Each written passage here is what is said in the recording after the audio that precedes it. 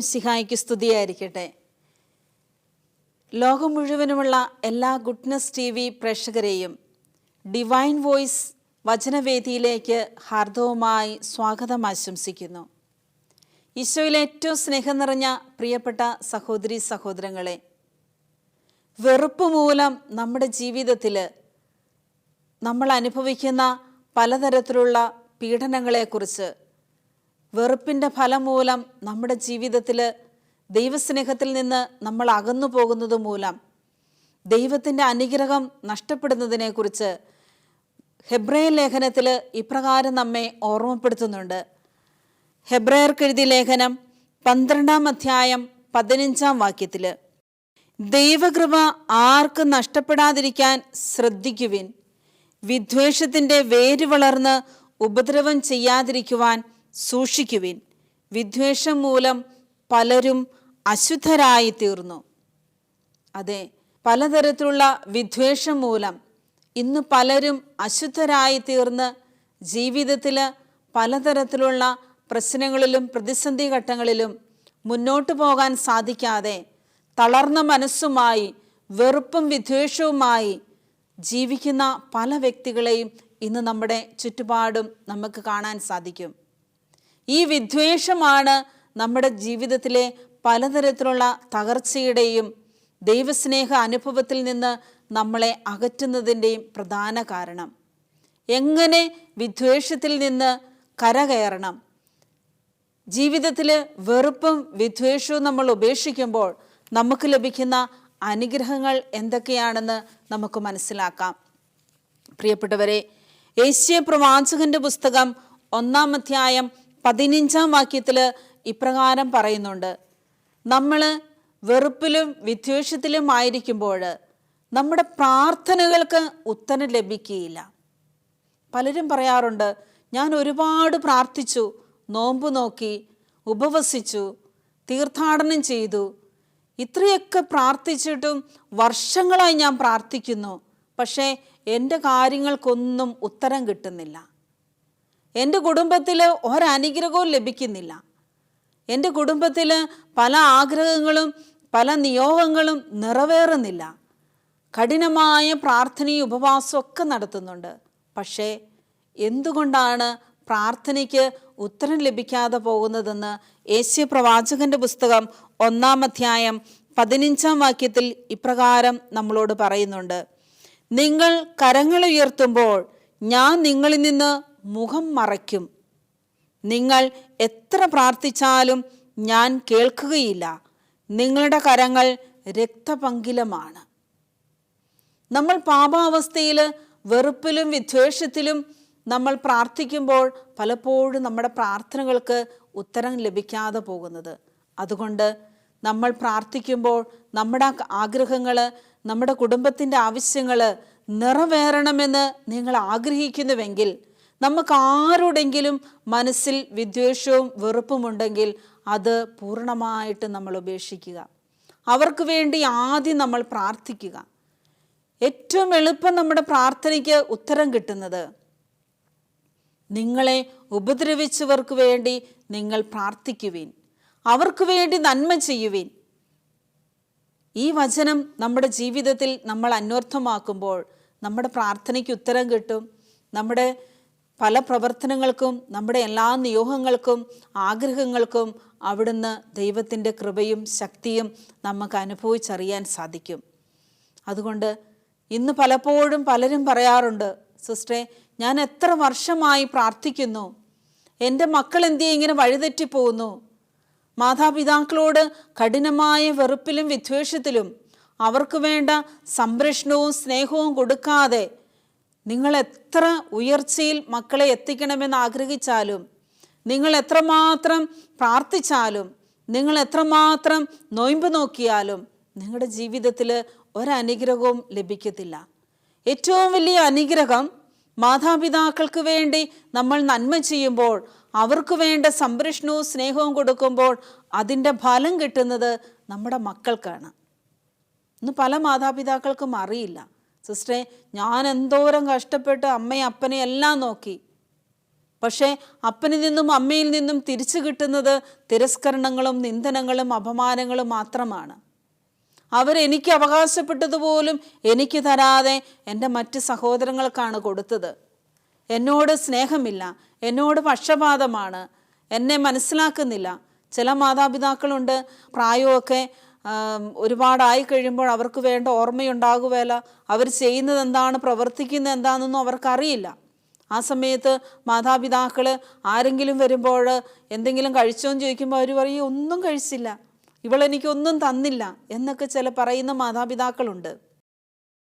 നമ്മൾ മനസ്സിലാക്കണം, അത് അവരുടെ ഓർമ്മക്കുറവ് കൊണ്ടും അല്ലെങ്കിൽ വിവേകമില്ലായ്മയും കൊണ്ടും അവരുടെ അബോധാവസ്ഥയിലൊക്കെ അവർ പറയുന്നതായിരിക്കും. പക്ഷേ ചില മാതാപിതാക്കളുണ്ട്, വായെടുത്താൽ ചീത്തവാക്കുകൾ മാത്രം പറയുകയും ശപിക്കുകയും ചെയ്യുന്നവർ. അപ്പോൾ അമ്മമാർ പറയും, സിസ്റ്ററെ, ഞങ്ങൾ എത്ര കാര്യമായിട്ട് നോക്കിയിട്ടും ഞങ്ങളുടെ അമ്മ, ഞങ്ങളുടെ അപ്പൻ ഞങ്ങളെ ശപിക്കുക മാത്രമേ ചെയ്യുകയുള്ളൂ, ഞങ്ങളെക്കുറിച്ചൊരു നല്ലത് പറയത്തില്ല, തിരിച്ചൊരു പ്രതിഫലവും അവർ ഞങ്ങൾക്ക് തരുന്നില്ല, ഞങ്ങളെ സ്നേഹിക്കുന്നില്ല, മനസ്സിലാക്കുന്നില്ല, കുറ്റപ്പെടുത്തുന്നു, വരുന്നവരോടും പോകുന്നവരോടൊക്കെ ഞങ്ങളെക്കുറിച്ച് മോശമായിട്ട് പറയുന്നു.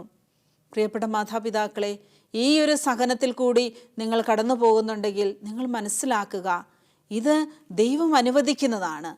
നിങ്ങളുടെ മാതാപിതാക്കളെ നിങ്ങൾ സംരക്ഷിക്കുമ്പോൾ, അല്ലെങ്കിൽ നിങ്ങൾക്ക് ഉപദ്രവം ചെയ്ത് നിങ്ങളുടെ തിന്മ കാണണമെന്ന് ആഗ്രഹിച്ച വ്യക്തികളായിരിക്കാം, അവരെ നിങ്ങൾക്ക് ശുശ്രൂഷിക്കാൻ ഒരവസരം ദൈവം നിങ്ങളുടെ മുമ്പിൽ തരുമ്പോൾ, നിങ്ങൾ അവർക്ക് ഭക്ഷണവും പാനീയവും കൊടുക്കുമ്പോൾ ദൈവം അതിൻ്റെ പ്രതിഫലം നിങ്ങൾക്ക് തരും. എന്നാൽ അവർ നിങ്ങളെ നിന്ദിക്കുകയോ ഉപദ്രവിക്കുകയോ ചെയ്താലും അതിൻ്റെ പ്രതിഫലവും ദൈവമാണ് നമുക്ക് തരുന്നത്. അത് നിങ്ങൾക്ക് കിട്ടത്തില്ല, നിങ്ങളുടെ മക്കൾക്കായിരിക്കും കിട്ടുന്നത്. പല കുടുംബങ്ങളും പല മാതാപിതാക്കളുടെയും ജീവിതത്തിൽ ഞാൻ കണ്ടിട്ടുണ്ട്. ഇളയ മകന് അവകാശപ്പെട്ടത് മൂത്ത മകന് കൊടുക്കുന്നു. അവസാനം അമ്മയും അപ്പനെയും മൂത്തമകൻ വീട്ടിൽ നിന്ന് ഇറക്കി വിട്ടു. വേണ്ട സംരക്ഷണം ഒന്നും കൊടുത്തില്ല. അപ്പൻ്റെ അമ്മയുടെ സ്വത്തൊക്കെ സ്വന്തമാക്കി കൈവശം വെച്ചു.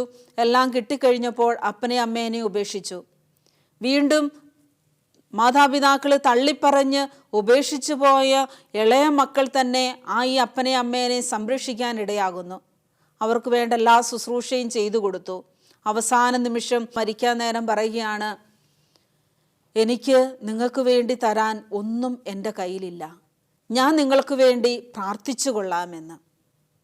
പ്രിയപ്പെട്ടവരെ, ആ അമ്മ മാനസാന്തരത്തോടുകൂടി നല്ല വിശ്വാസത്തോടുകൂടി പ്രാർത്ഥിച്ചൊരുങ്ങി തൻ്റെ ജീവിതത്തിൽ അവസാന നിമിഷം കടന്നു പോവുകയാണ്. അമ്മയുടെ വേർപാടിന് ശേഷം സാമ്പത്തികമായി ഒത്തിരി ബുദ്ധിമുട്ടുണ്ടായിരുന്ന ആ കുടുംബം തനിക്ക് അവകാശപ്പെട്ടതുപോലും തൻ്റെ ചേട്ടൻ എടുത്തു എന്നുള്ള ആ ഒരു വൈരാഗ്യവും വെറുപ്പിലൊക്കെയായിരുന്നു കഴിഞ്ഞിരുന്നത്. പക്ഷേ തങ്ങളുടെ മക്കളുടെ പഠനവും ജീവിതവും ഒക്കെ വന്നപ്പോൾ ആ മക്കൾക്ക് ഒരുപാട് അനുഗ്രഹങ്ങൾ, സാമ്പത്തികമായി ഒരുപാട് ഫീസൊക്കെ കൊടുത്ത് ഒരു കോളേജിൽ അഡ്മിഷൻ കിട്ടേണ്ട മകളെ പഠിപ്പിക്കുവാനായിട്ട് കോളേജിൽ ചെന്നപ്പോൾ ആ മകളുടെ മാർക്ക് കണ്ടപ്പോൾ അവിടെയുള്ള ആ മാനേജർ പറഞ്ഞു, നിങ്ങളുടെ ഈ മകൾക്ക് ഇത്രയും നല്ല മാർക്കുണ്ടല്ലോ, ഈ മാർക്കും കൊണ്ട് ഈ മോൾ ഇവിടെ പഠിക്കുകയാണെങ്കിൽ ഞങ്ങൾ ഈ മകൾക്ക് ഫുൾ സ്കോളർഷിപ്പ് കൊടുത്ത് പഠിപ്പിച്ചു കൊള്ളാമെന്ന്. അങ്ങനെ 30 ലക്ഷം രൂപ കൊടുത്ത് പഠിപ്പിക്കേണ്ട ആ മകളുടെ ഡിഗ്രി കോഴ്സ് വെറും 3000 രൂപ രജിസ്ട്രേഷൻ ഫീസും കൊണ്ട് മാത്രം ആ മകൾ പഠിച്ചിറങ്ങുകയാണ്. പിന്നെ ആ മകളുടെ ജീവിതത്തിൽ ഒരുപാട് ഉന്നതിയിലും വിദേശത്തൊക്കെ പോയി പഠിച്ച് കുടുംബം നല്ല അഭിവൃദ്ധിയിലും സന്തോഷത്തിലുമാണ് അവർ കടന്നു പോകുന്നത്.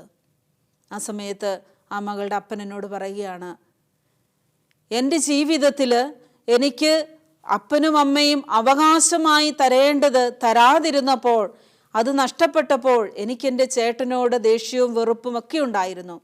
എന്നാൽ ഇപ്പോഴെൻ്റെ കണ്ണു തുറന്നു. എനിക്ക് നഷ്ടപ്പെട്ടത് സമ്പത്താണെങ്കിൽ അത് നികത്താനായിട്ട് ദൈവം അവിടുന്ന് എത്രയോ ലക്ഷങ്ങൾ എനിക്ക് ലാഭമായിട്ട് എൻ്റെ മോളുടെ അഡ്മിഷനിൽ കൂടി എനിക്ക് തന്നു.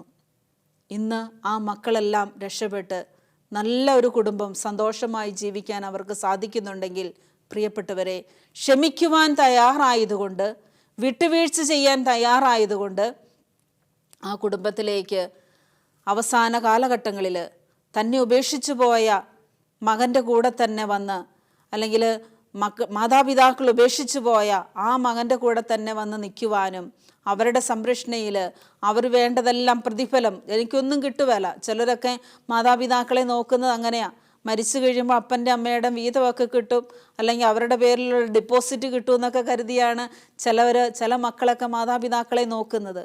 എന്നാൽ ഇവരുടെ മക്കൾ പറഞ്ഞു, മമ്മി പപ്പ, നമുക്ക് അമ്മയുടെ വീതമോ അപ്പൻ്റെ വീതമോ ഒന്നും വേണ്ട. അമ്മയും അപ്പനെയും നമുക്ക് നന്നായിട്ട് സംരക്ഷിച്ച് അവരെ നല്ല മരണത്തിന് ഒരുക്കി വിടണമെന്ന് ഈ മാതാപിതാക്കൾക്ക് ബോധ്യം കൊടുത്തതും ഈ മക്കൾ തന്നെയായിരുന്നു. പ്രിയപ്പെട്ടവരെ, അതുകൊണ്ട് ആ മക്കളുടെ എല്ലാ കാര്യങ്ങളും ദൈവം അനുഗ്രഹിച്ച് നല്ല രീതിയിൽ നടത്തി. ഇതാണ് മാതാപിതാക്കളെ മക്കൾ സംരക്ഷിക്കുമ്പോൾ മക്കൾക്ക് ലഭിക്കുന്നത്. മാതാപിതാക്കളുടെ അനുഗ്രഹം അല്ല, ദൈവത്തിൻ്റെ അനുഗ്രഹമാണ്. അതും മാതാപിതാക്കൾക്കല്ല ലഭിക്കുന്നത്, അവരുടെ മക്കൾക്കാണ് ലഭിക്കുന്നത്. ഈ ഒരു ബോധ്യത്തോടുകൂടി ആരെല്ലാം തങ്ങളുടെ മാതാപിതാക്കളെ സംരക്ഷിക്കുകയും അവർക്ക് ചെയ്തു കൊടുക്കേണ്ടതൊക്കെ തങ്ങളാൽ ചെയ്യാൻ പറ്റുന്നതൊക്കെ ചെയ്തു കൊടുക്കുമ്പോൾ ദൈവം നമ്മുടെ കുടുംബത്തെയും നമ്മുടെ മക്കളുടെ കാര്യങ്ങളെയും വേണ്ട രീതിയിൽ അനുഗ്രഹിക്കുകയും കൃപകൾ കൊണ്ട് നിറയ്ക്കുകയും ചെയ്യുമെന്നുള്ള ഒരു ബോധ്യം നമുക്കുണ്ടായിരിക്കണം. എന്നാൽ ഏതെങ്കിലും തരത്തിൽ അപ്പനോ അമ്മയോ വീതം വെച്ചപ്പോൾ അല്പം കുറഞ്ഞു പോയതിൻ്റെ പേരിൽ, അല്ലെങ്കിൽ തങ്ങൾക്ക് വേണ്ടത് കിട്ടിയില്ലാത്തതിൻ്റെ പേരിൽ മരണം വരെ അപ്പനെ അമ്മയും തിരിഞ്ഞു നോക്കാതെ, അവർക്ക് വേണ്ട നന്മകൾ ചെയ്തു കൊടുക്കാതെ, അവരെ സ്നേഹിക്കാതെ വെറുപ്പിലും വിദ്വേഷത്തിലൊക്കെയാണ് നമ്മൾ ജീവിക്കുന്നതെങ്കിൽ തീർച്ചയായും നമ്മുടെ ജീവിതത്തിൽ നമ്മുടെ മക്കൾക്ക് ഒരു ഉയർച്ചയോ ഒരു അനുഗ്രഹമോ ലഭിക്കത്തില്ല. അതുകൊണ്ട് പ്രിയപ്പെട്ട മാതാപിതാക്കളെ, നിങ്ങളോട് ദൈവവചനമനുസരിച്ച് എനിക്ക് പറയുവാനായിട്ടുള്ളത് ഇപ്രകാരമാണ്.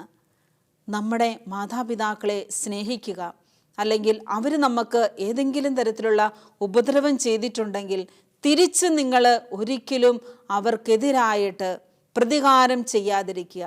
ഇനി ഏതെങ്കിലും ഒരു വ്യക്തി, സ്വന്തം സഹോദരങ്ങളായിരിക്കാം, സ്വന്തം ജീവിത പങ്കാളിയായിരിക്കാം, ചിലപ്പോൾ മക്കളായിരിക്കാം, നിങ്ങളെ ഉപദ്രവിച്ചെങ്കിൽ ഒരിക്കലും നിങ്ങൾ അവരോട് പ്രതികാരം ചെയ്യരുത്.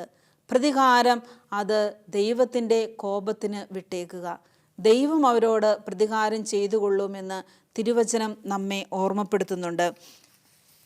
നമുക്ക് കാണാൻ സാധിക്കും, പ്രഭാഷകന്റെ പുസ്തകം 28-ാം അധ്യായം 1-ാം വാക്യത്തിൽ, പ്രതികാരം ചെയ്യുന്നവരോട് കർത്താവ് പ്രതികാരം ചെയ്യും. പ്രതികാരം ചെയ്യുന്നവരോട് കർത്താവ് പ്രതികാരം ചെയ്യും. നമുക്കറിയാം, കായേനും ആബേലും തെറ്റ് ചെയ്തപ്പോൾ കായേൻ ആബേലിനെ കൊന്ന വ്യക്തിയാണ്. എന്നാൽ കായേൻ ചെയ്തു പോയ തെറ്റിനെക്കുറിച്ചോർത്ത് വേദനിച്ച് ദുഃഖിച്ച് നിരാശപ്പെട്ട് ഭയന്ന് മുന്നോട്ട് പോകുന്ന അവസരത്തിൽ അവൻ്റെ മുഖം മ്ലാനമായിട്ടിരിക്കുന്ന കണ്ടപ്പോൾ ദൈവം അവനെ വിളിച്ചിട്ട് ചോദിക്കുകയാണ്, കായേൻ, എന്താണ് നിന്റെ മുഖം മ്ലാനമായിട്ടിരിക്കുന്നത്? എന്താണ് നിന്റെ മുഖം മ്ലാനമായിട്ടിരിക്കുന്നത്? നോക്കുക, അവൻ്റെ ആ മുഖത്തിൻ്റെ ചൈതന്യം പോലും നഷ്ടപ്പെട്ടപ്പോൾ ദൈവം അത് കണ്ടിട്ട് അവനോട് കരുണ കാണിച്ചു.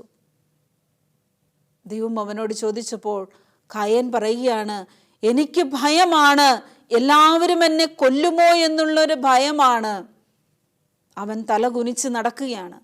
അപ്പോൾ ദൈവം അവനോട് പറഞ്ഞു, നിന്റെ നെറ്റിത്തടത്തിൽ ഞാൻ സ്നേഹത്തിൻ്റെ മുദ്ര തരുന്നു, നിന്നെ ആരും ഇനി ഉപദ്രവിക്കുകയില്ല എന്ന്. പ്രിയപ്പെട്ടവരെ, നോക്കുക, കായേൻ ഒരു കൊലപാതകിയായിരുന്നിട്ട് പോലും അവനോട് ദൈവം കരുണ കാണിച്ച് ആ കാരുണ്യത്തിൻ്റെ ദൈവത്തിൻ്റെ സ്നേഹം അനുഭവിച്ചപ്പോൾ അവൻ്റെ തെറ്റിനെക്കുറിച്ച് അവൻ്റെ പശ്ചാത്താപമുണ്ടാകുകയും മാനസാന്തരം ഉണ്ടാവുകയും ചെയ്തു. ഇതുപോലെ ദൈവം ഒരിക്കലും ആരെയും പ്രതികാരം ചെയ്ത് ശിക്ഷിക്കുന്നവനല്ല. എന്നാൽ മാനസാന്തരത്തിലേക്കും അവരെ നന്മയിലേക്കും കൂട്ടിക്കൊണ്ടുവരുവാൻ ശിക്ഷണത്തിൽ കൂടി തിരിച്ചു കൊണ്ടുവരാനുള്ള കഴിവാണ് ദൈവത്തിനുള്ളത്. എന്നാൽ നമ്മൾ ചെയ്യുന്നതോ, നമ്മളോട്, നമ്മളെ ഉപദ്രവിച്ചവരോട്, നമ്മളെ ഏതെങ്കിലും തരത്തിൽ നശിപ്പിച്ചവരോട്, നമ്മളെ മനസ്സിലാക്കാത്തവരോട് എങ്ങനെയെങ്കിലും പ്രതികാരം ചെയ്യണമെന്നുള്ളൊരു ചിന്തയോടുകൂടി പലപ്പോഴും നമ്മൾ തക്കം കിട്ടുമ്പോൾ, അവസരം കിട്ടുമ്പോൾ നമ്മൾ അവർക്ക് ഉപദ്രവം ചെയ്യും. എന്നാൽ നമ്മൾ അവരെ ഉപദ്രവിക്കുവാനോ ശിക്ഷിക്കുവാനോ നമുക്കാർക്കും അവകാശമില്ല, അധികാരമില്ല. അത് ദൈവത്തിന് വിട്ടുകൊടുത്തേക്കുക. നമുക്ക് ചെയ്യാൻ പറ്റുന്നത് ഒറ്റയൊരു കാര്യമുള്ളൂ. നമ്മൾ അവർക്ക് വേണ്ടി പ്രാർത്ഥിക്കുക, നമ്മൾ അവരെ ഒന്ന് അനുഗ്രഹിക്കുക. അപ്പോൾ അവർ നമ്മളോട് ചെയ്ത ദ്രോഹത്തിന് പ്രതികാരം ആര് ചെയ്തുകൊള്ളും? ദൈവം അവർക്ക് വേണ്ട ശിക്ഷണം കൊടുത്ത് അവരെ തിരുത്തി അവർക്ക് ബോധ്യങ്ങൾ കൊടുത്ത് അവരെ നന്മയിലേക്ക് നയിച്ചുകൊള്ളും. എന്നാൽ നമ്മൾ പ്രതികാരം ചെയ്യാൻ പോയാൽ, നമ്മൾ അവരെ ഉപദ്രവിച്ചാൽ, അവർക്ക് നന്മ ചെയ്യാൻ ഒരു അവസരം നമ്മുടെ മുമ്പിൽ കിട്ടിയിട്ട് നമ്മളത് ചെയ്യാതിരിക്കുമ്പോൾ നമുക്ക് ദൈവം തരാനിരിക്കുന്ന അനുഗ്രഹമാണ് നമുക്ക് നഷ്ടപ്പെടുന്നത്. വീണ്ടും നമുക്ക് കാണാൻ സാധിക്കുന്നുണ്ട്, റോമാക്കാർക്ക് എഴുതിയ ലേഖനം 12-ാം അധ്യായം 19-ാം വാക്യത്തിൽ പൗലോസ്ലീഹ നമ്മെ ഓർമ്മപ്പെടുത്തുന്നുണ്ട്. പ്രതികാരം നിങ്ങൾ തന്നെ ചെയ്യാതെ അത് ദൈവത്തിൻ്റെ കോപത്തിന് വിട്ടേക്കുക. നിന്റെ ശത്രുവിന് വിശക്കുന്നുവെങ്കിൽ ആഹാരവും ദാഹിക്കുന്നുവെങ്കിൽ കുടിക്കാനും കൊടുക്കുക. ഇതാണ് നമ്മൾ ചെയ്യേണ്ട പ്രതികാരം. നമ്മുടെ ശത്രുവിനോട് നമുക്ക് തിരിച്ചു ചെയ്യാൻ ദൈവം അനുവദിച്ചിരിക്കുന്ന പ്രതികാരം ഇതാണ്. അവർക്ക് നന്മ ചെയ്യാൻ നമുക്കൊരവസരം കിട്ടുമ്പോൾ അവർക്ക് നന്മ ചെയ്യുക, അവരെ അനുഗ്രഹിക്കുക, അവർക്ക് വേണ്ടി പ്രാർത്ഥിക്കുക. ഇത് ചെയ്യുന്ന വ്യക്തിക്ക് അവരുടെ ജീവിതത്തിൽ ദൈവത്തിൻ്റെ അനുഗ്രഹം ലഭിക്കും. വിശുദ്ധ മരിയ ഗൊരേത്യയുടെ ജീവിതത്തിൽ നമുക്ക് കാണാൻ സാധിക്കുന്നുണ്ട്.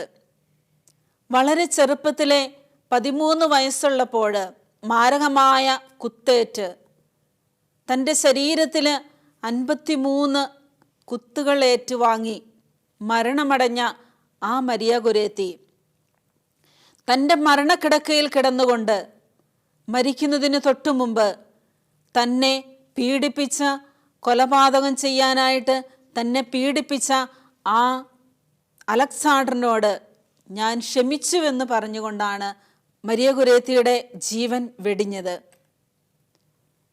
ഈ മരിയ ഗൊരേത്തി മരണക്കിടക്കയിൽ കിടക്കുന്ന അവസരത്തിൽ അലക്സാണ്ടർ ജയിലിലായിരുന്നു. ഈ ജയിലിൽ കിടക്കുമ്പോൾ പോലീസുകാർ അലക്സാണ്ടറിനോട് പറയുന്നുണ്ട്, കുരിശുരൂപത്തിലേക്ക് നോക്കി നീ പ്രാർത്ഥിക്കുക, നീ ചെയ്തു പോയ തെറ്റിനെ കുറിച്ചോർത്ത് ദൈവത്തോട് മാപ്പ് ചോദിക്കുക. മരിയ ഗൊരേത്തി സീരിയസ് ആയിട്ട് ഹോസ്പിറ്റലിൽ കിടക്കുകയാണ്. അലക്സാണ്ടറിന് ആ സമയത്ത് കുരിശുരൂപത്തിലേക്കൊന്ന് നോക്കാനോ താൻ ചെയ്തു പോയ തെറ്റിനെ കുറിച്ചോർത്ത് ഒന്ന് അനുതപിക്കാനോ അവന് സാധിച്ചില്ല. എന്നാൽ മരിയ ഗൊരേത്തി ജീവൻ വെടിഞ്ഞുകൊണ്ട് ആശുപത്രിയിൽ മരണക്കിടക്കയിൽ കിടന്ന് തൻ്റെ ജീവിതം യേശുവിൻ്റെ കയ്യിലേക്ക് സമർപ്പിച്ച നിമിഷത്തിൽ, അലക്സാണ്ടറിനോട് താൻ ക്ഷമിച്ചുവെന്ന് പറഞ്ഞ നിമിഷത്തിൽ ജയിലിൽ കിടക്കുന്ന അലക്സാണ്ടറിൻ്റെ ജീവിതത്തിൽ വലിയൊരു മാനസാന്തരം ഉണ്ടാകുകയാണ്. മരിയ ഗൊരേത്തി ജീവൻ വെടിയുന്ന സമയത്ത് അലക്സാണ്ടർ തൻ്റെ ജയിലിൽ മുട്ടുകുത്തി കരങ്ങൾ കൂപ്പി ദൈവത്തോട് മാപ്പ് ചോദിച്ചുകൊണ്ട് പൊട്ടിക്കരയുന്നുണ്ട്. അങ്ങനെ അവൻ്റെ ജീവിതത്തിൽ അവൻ ചെയ്തു പോയ തെറ്റിനെ കുറിച്ച് അവന് പശ്ചാത്താപം ഉണ്ടാവുകയാണ്. പിന്നീട് ശിക്ഷയൊക്കെ കഴിഞ്ഞ് ഒരു ക്രിസ്മസ് തലേരാത്രിയിൽ അലക്സാണ്ടർ മരിയ ഗൊരേത്തിയുടെ ഭവനത്തിൽ ചെന്നു അമ്മയോട് മാപ്പ് ചോദിച്ചു. താൻ ചെയ്തു പോയ തെറ്റിനെ കുറിച്ച് ഓർത്ത് എന്നോട് ക്ഷമിക്കണമേ എന്ന് പറഞ്ഞ അവസരത്തിൽ മരിയ ഗൊരേത്തിയുടെ അമ്മ പറയുകയാണ്, എൻ്റെ മോള് നിന്നോട് ക്ഷമിച്ചു, പിന്നെ ഞാൻ എന്തിനാണ് ക്ഷമിക്കാതിരിക്കുന്നത്? എൻ്റെ മോള് മരിക്കുന്നതിന് മുമ്പ് നിനക്ക് ക്ഷമ തന്നിട്ട് നിന്നെ അനുഗ്രഹിച്ചിട്ടാണ് അവൾ ജീവൻ വെടിഞ്ഞത്. അതുകൊണ്ട് അലക്സാണ്ടർ, ഞാനും നിന്നോട് ക്ഷമിക്കുന്നു. ഞാൻ നിന്നെ എൻ്റെ മകൻ്റെ സ്ഥാനത്ത് കണ്ടുകൊണ്ട് ഞാനും നിന്നെ സ്നേഹിക്കുന്നു. അങ്ങനെ ആ അമ്മ അലക്സാണ്ടറിനെയും ചേർത്ത് പിടിച്ച് അന്നത്തെ ക്രിസ്മസ് രാത്രിയിൽ പാതിരാ കുർബാനയ്ക്ക് പോയി വിശുദ്ധ ബലിയിൽ അവനോട് ചേർന്ന് നിന്നുകൊണ്ട് വിശുദ്ധ ബലി അർപ്പിച്ചു പ്രാർത്ഥിച്ചു. ഇത് കണ്ടു നിന്ന ദൈവജനം മുഴുവനും മാനസാന്തരത്തിലേക്ക് ആ അമ്മയുടെ ക്ഷമിക്കുന്ന സ്നേഹം മനസ്സിലാക്കാനായിട്ട് അവർക്കും സാധിച്ചു. എല്ലാവരും പെറുപെറുത്തുകൊണ്ട് പറഞ്ഞു, നോക്കുക, മരിയ കുര്യത്തിയുടെ അമ്മ അലക്സാണ്ടറിൻ്റെ കൂടെ നിന്ന് വിശുദ്ധ ബലി അർപ്പിച്ച് പ്രാർത്ഥിക്കുന്നു. പ്രിയപ്പെട്ടവരെ, ഈ മരിയ കുര്യത്തിയുടെ ക്ഷമിക്കുന്ന സ്നേഹമാണ് അലക്സാണ്ടറിൻ്റെ ജീവിതത്തിൽ മാനസാന്തരമുണ്ടായത്. അവിടെ ആ അമ്മയോ ആരെങ്കിലുമോ ആ അലക്സാണ്ടറിനോട് പ്രതികാരം ചെയ്തായിരുന്നെങ്കിൽ ഇതുപോലെ ദൈവത്തിൻ്റെ അനുഗ്രഹം കടന്നു വരികയില്ലായിരുന്നു. നമ്മുടെ ജീവിതത്തിലും നമ്മളെ വേദനിപ്പിച്ചവരും നമ്മളെ മനസ്സിലാക്കാത്തവരും നമ്മളെ ഉപദ്രവിച്ചവരും നമ്മളെ വെറുക്കുന്നവരും നമുക്കെതിരായിട്ട് തിന്മ പ്രവർത്തിച്ചവരും ഒക്കെയുണ്ട്. പൂർവ്വ ജോസഫിൻ്റെ ജീവിതത്തിലും ജോസഫ് ചെയ്തതും തന്നെ വേദനിപ്പിച്ച, തന്നെ ഉപേക്ഷിച്ച് ഈജിപ്തുകാർക്ക് കച്ചവടക്കാർക്ക് വിറ്റ തൻ്റെ പ്രിയപ്പെട്ട സഹോദരങ്ങളോട് അവനും ക്ഷമിക്കാൻ തയ്യാറായതുകൊണ്ട് അവൻ്റെ ജീവിതത്തിലും ഉയർച്ചയുണ്ടായി. പത്രോസ് എഴുതിയ 1-ാം ലേഖനം 5-ാം അധ്യായം 6-ാം വാക്യത്തിൽ നമുക്ക് കാണാൻ സാധിക്കുന്നുണ്ട്, ദൈവത്തിൻ്റെ ശക്തമായ കരത്തിൻ കീഴിൽ താഴ്മയോടെ നിൽക്കുക, തക്ക സമയത്ത് കർത്താവ് നിങ്ങളെ ഉയർത്തിക്കൊള്ളും. ഈ ലോകത്ത് ഒരു വ്യക്തിക്കും നമ്മളെ ഉയർത്താനോ താഴ്ത്താനോ സാധിക്കത്തില്ല. ദൈവം അനുവദിച്ചെങ്കിൽ മാത്രമേ ഒരു വ്യക്തിക്ക് ദൈവത്തിൻ്റെ അനുഗ്രഹം ഉണ്ടെങ്കിൽ മാത്രമേ നമുക്ക് ഉയരാനും അല്ലെങ്കിൽ നമ്മുടെ ജീവിതത്തിൽ അനുഗ്രഹങ്ങൾ അനുഭവിക്കാനും സാധിക്കത്തുള്ളൂ. അതുകൊണ്ട് ഒരിക്കലും നിങ്ങൾ പറയരുത്, എൻ്റെ അപ്പൻ മൂലമാ, അല്ലെങ്കിൽ എൻ്റെ സഹോദരങ്ങൾ മൂലമാ, എൻ്റെ ജീവിത പങ്കാളി മൂലമാ, എൻ്റെ മക്കൾ മൂലമാണ് ഞാനെല്ലാം നശിച്ചവനായി തീർന്നത്, അല്ലെങ്കിൽ എനിക്കിന്ന് നഷ്ടമുണ്ടായത്, എൻ്റെ സങ്കടത്തിൻ്റെ, എൻ്റെ ജീവിതത്തിലെ തകർച്ചയുടെ കാരണം അവരാണ് ഇവരാണ് എന്നും പറഞ്ഞ് നമ്മൾ ആരെയും പഴിചാരരുത്. ദൈവം അനുവദിക്കുമ്പോൾ മാത്രമേ നമ്മുടെ ജീവിതത്തിൽ താഴ്ചയും ഉയർച്ചയും ഒക്കെ ഉണ്ടാവുകയുള്ളൂ. അപ്പോൾ എവിടെയെങ്കിലും ഒരു താഴ്ചയുണ്ടെങ്കിൽ, എവിടെയെങ്കിലും ഒരു വേദനയുണ്ടെങ്കിൽ അതിൻ്റെ പിന്നിൽ ഒരു ഉയർച്ചയുണ്ട്, നമുക്ക് വേണ്ടി ദൈവം കാത്തിരിക്കുന്നുണ്ട് എന്നുള്ളൊരു മനോഭാവത്തോടു കൂടി ആ സഹനങ്ങളെ നമ്മൾ സ്വീകരിക്കുവാൻ തയ്യാറാകുമ്പോൾ, ആ വേദനകളെ, ആ സാഹചര്യങ്ങളെ നമ്മൾ സ്വീകരിക്കാൻ തയ്യാറാകുമ്പോൾ ദൈവം അനുവദിക്കുന്ന എല്ലാവിധ സന്തോഷവും സമാധാനവും അനുഗ്രഹവും നമുക്ക് അനുഭവിക്കാൻ സാധിക്കും. പൂർവ്വ ജോസഫിനെ പോലെ നമ്മുടെ ജീവിതത്തിലും ദൈവത്തിൻ്റെ അനുഗ്രഹം, ഉയർച്ച, വിജയം നമുക്ക് കാണാൻ സാധിക്കുമെന്ന് തിരുവചനം നമ്മെ പഠിപ്പിക്കുന്നു. നമുക്ക് പ്രാർത്ഥിക്കാം. ദൈവമേ, ഞങ്ങളുടെ ജീവിതത്തിൽ ക്ഷമിക്കാൻ സാധിക്കാത്ത പല സാഹചര്യങ്ങളും പല വേദനകളും സമ്മാനിച്ച വ്യക്തികളോട് ഇന്നും വെറുപ്പും വിദ്വേഷവുമായിട്ടാണ് ഞങ്ങൾ പലപ്പോഴും കഴിഞ്ഞു പോകുന്നത്. ക്ഷമിക്കുവാനുള്ളൊരു കൃപ, ഈശോ കുരിശിൽ കിടന്ന് ക്ഷമിച്ചു പ്രാർത്ഥിച്ചതുപോലെ ഈശോയെ, അവരറിയാതെ ചെയ്യുന്ന പാപങ്ങൾ അവരോട് ക്ഷമിക്കണമേ എന്ന് അവിടുന്ന് പ്രാർത്ഥിച്ചതുപോലെ അവരറിയാതെ, എൻ്റെ പ്രിയപ്പെട്ടവർ മനസ്സിലാക്കാതെ അവർ ചെയ്യുന്ന എല്ലാ ഉപദ്രവങ്ങളും അവരോട് ക്ഷമിക്കുവാൻ, അവരെ സ്നേഹിക്കുവാൻ എന്നെയും പഠിപ്പിക്കണമേ. പരിശുദ്ധി അമ്മേ, എനിക്ക് വേണ്ടി മാധ്യസ്ഥം വഹിക്കണമേ എന്ന് നമുക്ക് ഓരോരുത്തർക്കും പ്രാർത്ഥിക്കാം. അമ്മയുടെ മാധ്യസ്ഥം നമുക്ക് അപേക്ഷിക്കാം.